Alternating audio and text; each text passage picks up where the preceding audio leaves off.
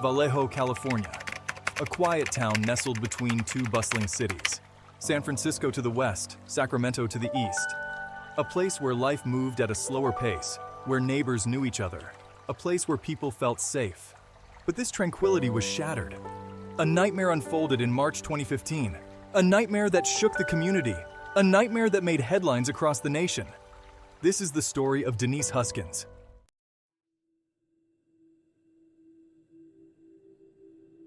Denise Huskins and Aaron Quinn, a young couple recently reunited.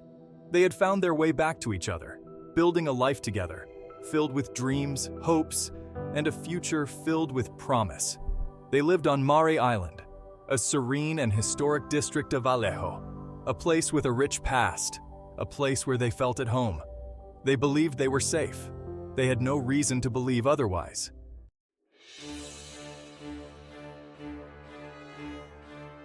March 23, 2015, the early hours, around 3 a.m. The darkness of night still held the town of Vallejo in its grip. Most residents slept soundly in their beds, unaware of the horror unfolding on Mare Island. Inside their home, Denise and Aaron slept peacefully, with no reason to worry, no reason to fear. But their peaceful slumber was about to be shattered. A nightmare was about to begin. A series of strange sounds, muffled at first, then growing louder. Aaron stirred in his sleep, trying to ignore the noises, to drift back to sleep. But the sounds persisted, too loud to ignore. He opened his eyes. The room was dark. He could barely see anything, but the sounds were getting closer. He turned to Denise. She was still asleep. He reached out to wake her, but before he could, the bedroom door burst open.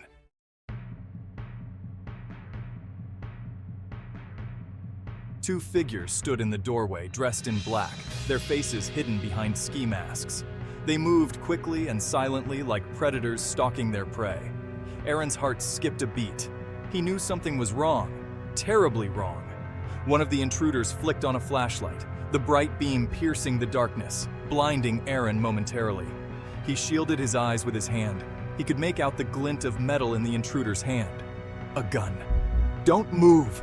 one of the intruders hissed, his voice deep and menacing. "Make a sound and you're dead!" Aaron froze. Fear coursed through his veins. He had never felt so terrified in his life. He wanted to scream, to fight back, but he knew it would be futile. The intruders moved swiftly. They bound Aaron's hands and feet with zip ties. They covered his head with a hood. He could hear Denise stirring beside him.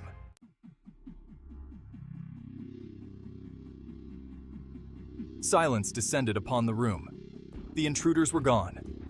Denise was gone. Aaron lay on the floor, bound and blindfolded. His heart pounded in his chest. His mind raced. He had to get help. He had to find Denise. With great effort, Aaron managed to free his hands. He ripped the hood from his head. The room was empty. He stumbled to his feet and rushed to the phone. His fingers trembled as he dialed 911. 911, what's your emergency? The operator's voice answered. My girlfriend. Kidnapped. They took her. Aaron stammered, his voice thick with fear and adrenaline. He could barely get the words out. The operator tried to calm him down, asking for his address and details of the incident. As Aaron recounted the events of the past hour, he could sense a shift in the operator's tone. Skepticism crept into her voice. She questioned him about the intruders, the ransom note, the details he struggled to recall through the haze of fear and shock.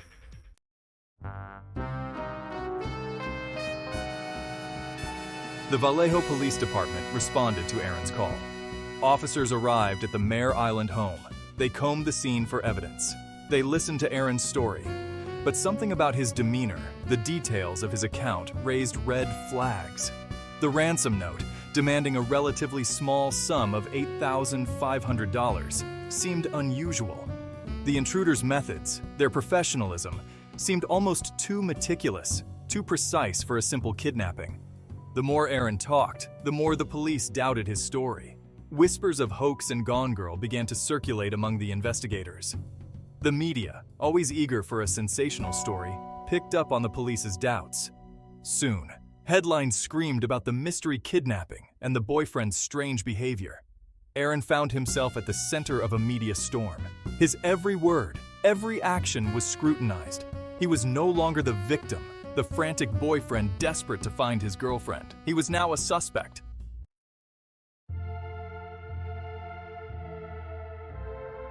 Days turned into weeks. The nightmare continued for Denise and Aaron. The police investigation seemed to have stalled. Public opinion remained skeptical. The media scrutiny was relentless. They were trapped in a vortex of disbelief and suspicion. Just when all hope seemed lost, a glimmer of light emerged from an unexpected quarter. Hundreds of miles south of Vallejo, in the city of Dublin, another home invasion occurred. The details were eerily similar to the incident at Denise and Aaron's home. The Dublin police, alerted by vigilant neighbors, responded swiftly. They apprehended the suspect at the scene. His name was Matthew Muller, a former Marine, a Harvard-educated attorney, a man with a seemingly impeccable background. But behind this facade of normalcy lurked a dark and twisted mind.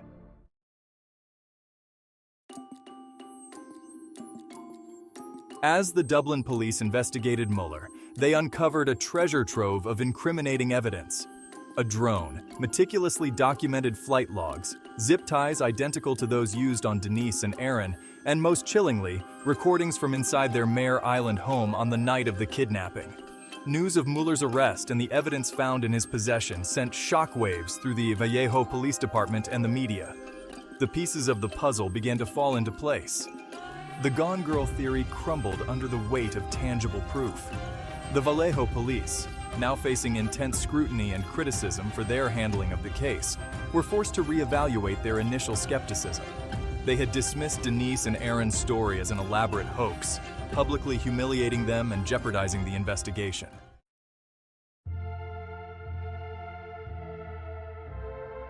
With the mounting evidence against Muller, the truth about Denise's kidnapping became undeniable. The Vallejo police, facing mounting pressure from the public and the media, were forced to issue a public apology to Denise and Aaron. Their ordeal, once met with disbelief and scorn, was finally acknowledged. But the apology, though welcome, couldn't erase the pain and suffering they had endured. The weeks of fear and uncertainty, the public humiliation, the damage to their reputations. The emotional scars ran deep. Despite the belated vindication, the question lingered. How could the police have gotten it so wrong? How could they have so readily dismissed the pleas of a terrified boyfriend and a kidnapped woman? The answer, it seemed, lay in a toxic mix of confirmation bias, sensationalism, and a failure to follow basic investigative protocols.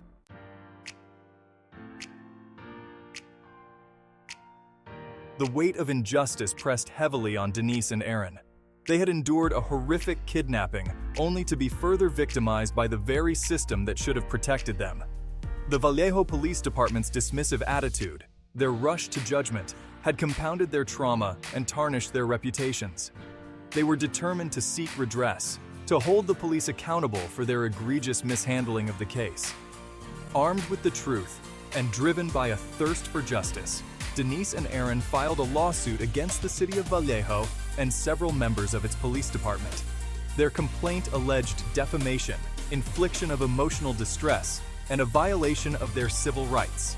The lawsuit sent shockwaves through the legal and law enforcement communities, shining a harsh spotlight on the issue of police misconduct and the often devastating consequences of rushing to judgment.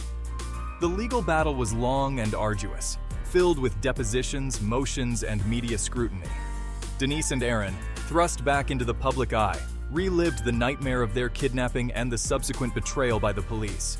But they refused to be silenced. They were determined to fight for their reputations, for their right to be believed, and for accountability from those sworn to protect and serve.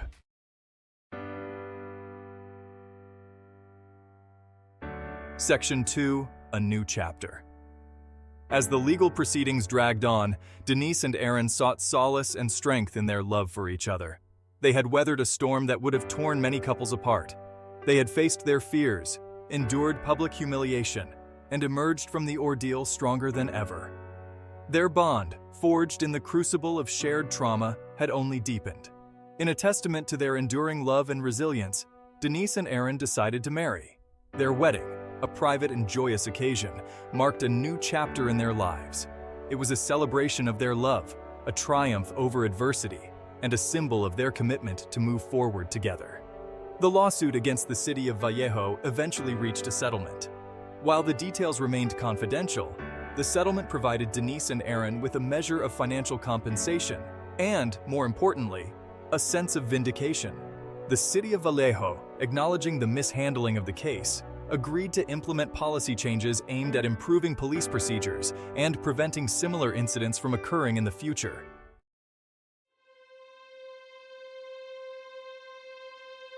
Section 3. Scars and Echoes.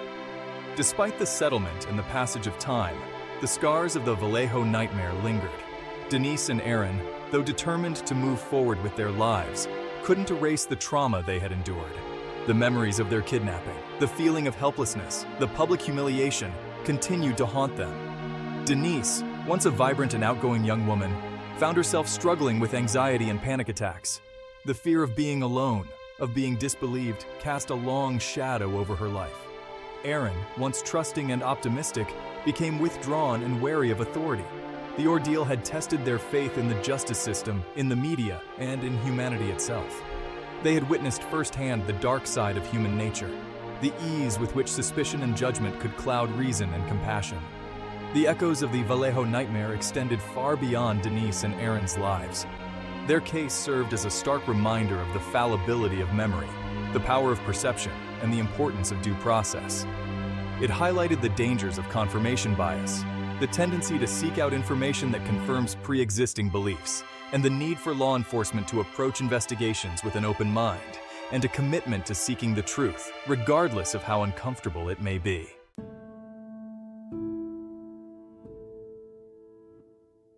The quiet town of Vallejo, once a symbol of peace and tranquility, now bore the weight of a harrowing crime and a deeply flawed investigation. The scars of the Denise Huskins kidnapping ran deep, etching themselves onto the lives of those directly affected and leaving an indelible mark on the community's psyche. For Denise and Aaron, the ordeal was far from over. The settlement, the apologies, the belated recognition of the truth, none of it could fully erase the trauma they had endured. The nightmares persisted, vivid and unrelenting, transporting Denise back to the confines of her captivity. The feeling of helplessness, the fear that gripped her then, refused to loosen its hold. Everyday sounds, once mundane and comforting, now triggered waves of anxiety, a constant reminder of her vulnerability. Aaron, too, bore the invisible wounds of that harrowing experience. The weight of responsibility, the guilt of not being able to protect Denise, pressed down on him, casting a long shadow over his days. Publicly, they tried to move on, to rebuild their lives, but the whispers followed them like unwanted companions. The doubt that had been cast on their story lingered in the air, a subtle but persistent undercurrent. They were the couple who had cried wolf, only to have the wolf appear later, baring its teeth in confirmation of their terror. The world knew the truth now, but the knowing didn't always translate to understanding.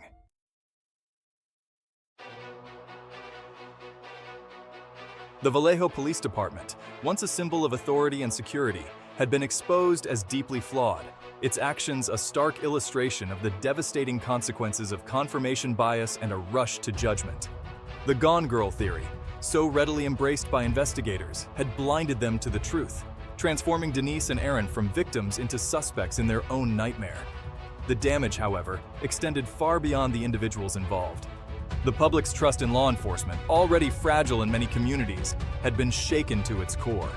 If the police could so easily dismiss the pleas of a terrified boyfriend and a kidnapped woman, what safeguards were there against such miscarriages of justice?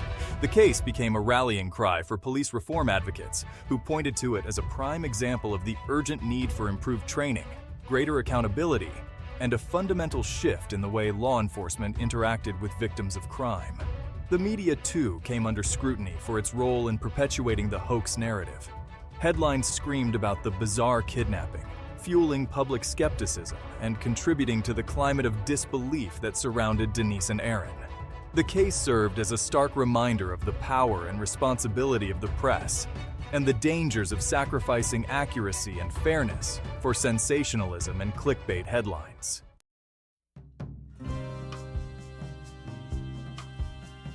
In the aftermath of the ordeal, Denise and Aaron found solace and strength in the most unexpected of places, in each other. Their love, tested in the crucible of shared trauma, emerged stronger, a beacon of light in the darkness that threatened to engulf them. They clung to each other, drawing strength from their shared experience, finding comfort in the knowledge that they were not alone.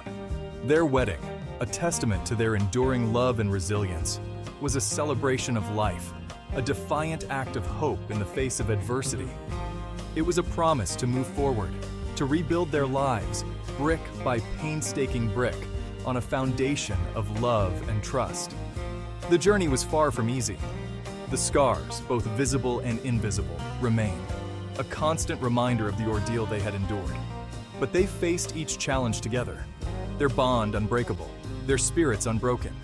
They became advocates for other victims of crime, using their platform to raise awareness about the importance of believing survivors, of supporting them through the often grueling legal process, and of holding law enforcement accountable for their actions.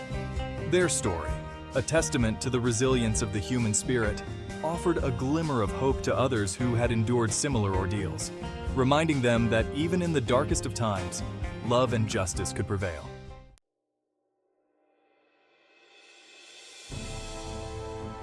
The Vallejo nightmare, though a deeply personal tragedy for Denise and Aaron, also served as a wake-up call for a nation grappling with issues of police misconduct, media responsibility, and the often fragile nature of justice.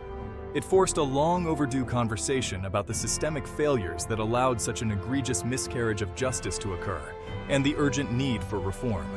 The case became a catalyst for change, prompting police departments across the country to re-evaluate their training procedures, to implement stricter protocols for handling kidnapping cases, and to prioritize sensitivity training for officers interacting with victims of trauma. The media, too, faced a reckoning, with renewed calls for responsible reporting, for prioritizing accuracy over sensationalism, and for amplifying the voices of victims rather than silencing them. The Vallejo nightmare, a stark reminder of the human capacity for both darkness and light, left an indelible mark on the American conscience. It served as a cautionary tale about the dangers of unchecked power, the importance of due process, and the enduring strength of the human spirit in the face of unimaginable adversity.